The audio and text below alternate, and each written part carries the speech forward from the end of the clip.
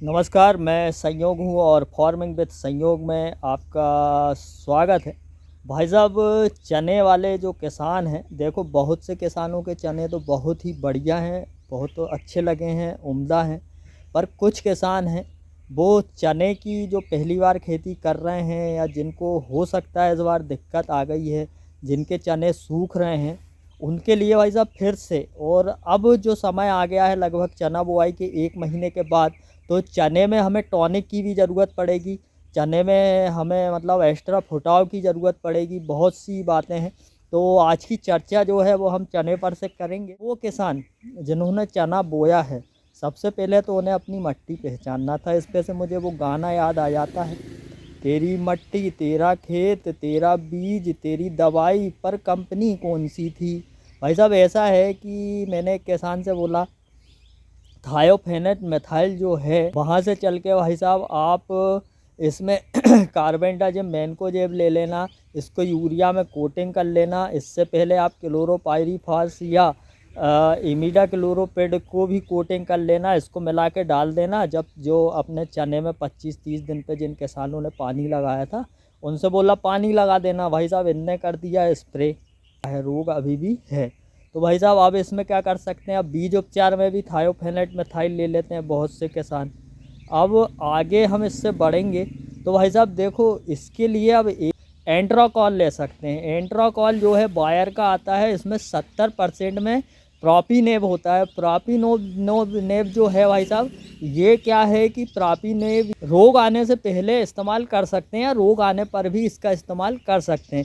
ये पौधे पे ऊपर ही ऊपर असर दिखाता है, पौधे के अंदर जाके असर नहीं दिखाता है, मगर ये बहुत अच्छा रिजल्ट देता है जड़ों पर। इसमें भाई साहब जिंक भी होता है, तो जब हम इसका इस्तेमाल हम फसलों पर करते हैं तो फसलों पर हमारी चमक आ जाती है, फसलें थोड़े से तंदुरुस्त भी दिखने लगते हैं। इसी के साथ आप मिलाएं बायर कंपनी का ही एलीट।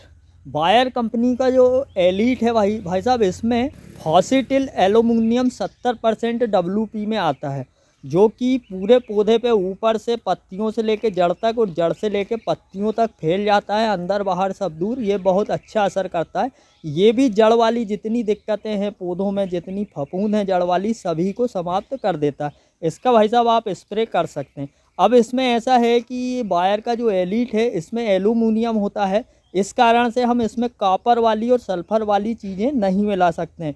तो जिन भी दवाओं में सल्फ़र और कॉपर है या जिन टानिकों में है, आप उनका इस्तेमाल इनके साथ ना करें। इसीलिए इसका जो जोड़ है एलीट और एंट्राकॉल का, इस जोड़ को आप इस्तेमाल करेंगे तो बहुत ही बढ़िया रिजल्ट आएगा। इसके साथ भाई साहब अगर आप चाहें आपको टॉनिक लेना है तो इसके साथ अपने अपने क्षेत्र में लोकल के हिसाब से टॉनिकें चलती हैं, जिनमें अमीनो एसिड आता है, फुलविक एसिड आता है, ह्यूमिक एसिड आता है।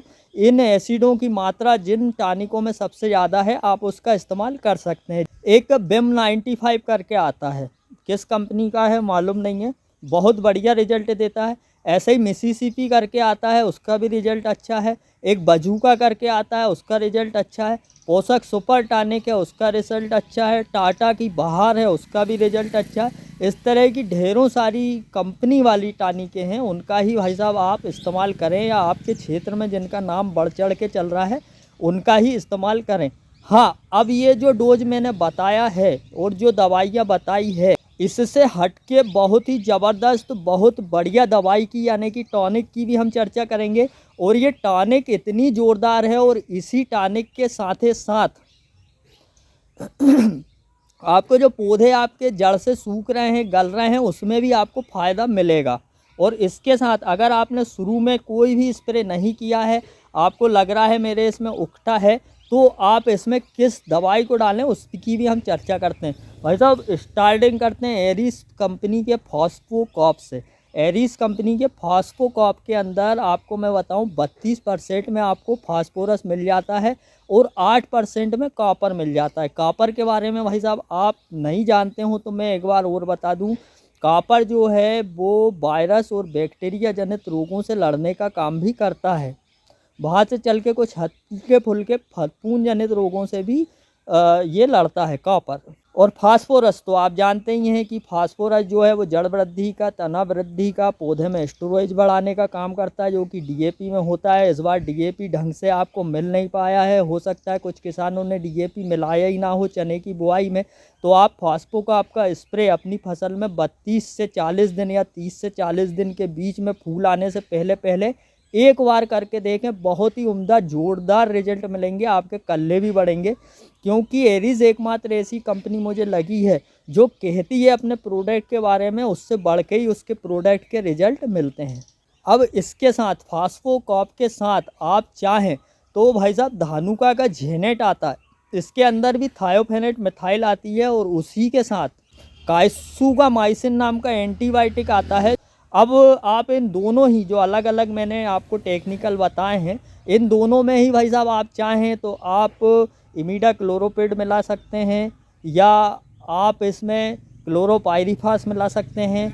आप कीटनाशक के लिए इसमें सबसे अच्छा हल्का सस्ता अपना इमामेक्टिन बेंजोआइड का इस्तेमाल कर सकते हैं। इस तरह की कीटनाशक का इस्तेमाल भी कर सकते हैं और अपनी फसल को बहुत तंदुरुस्त और बेहतरीन बना सकते हैं। तो मैंने आपको कुछ गिनती चुनती की टॉनिक, कीटनाशक और फफूंदनाशक के नाम बताए हैं, जो कि मेरे हिसाब से तो 100% आपके चने में जो उखटा लगा हुआ है उसको समाप्त कर देंगी। और ये जो कॉम्बिनेशन और दवाइयाँ बताई है, ये सिर्फ और सिर्फ चने के लिए नहीं है। लोगों के गेहूं भी जड़ से सूखते हैं, पीले होते हैं, कुछ पत्ते गड़बड़ होते हैं, उनके लिए भी आप इसी कॉम्बिनेशन का इस्तेमाल कर सकते हैं। इसी के साथ साथ आप आपके अगर अन्य जो आपने फसल लगाई है, जैसे कि कुछ लोगों ने मक्का लगाया है, तो उसमें भी आप इसका इस्तेमाल कर सकते हैं। मैं उम्मीद करूंगा भाई साहब ये जो मैंने छोटी सी जानकारी आपको बताई है आपको अच्छी लगी होगी, और अच्छी लगे तो प्लीज़ शेयर करिएगा, नहीं लगे तो कोई बात नहीं। आज्ञा चाहता हूँ।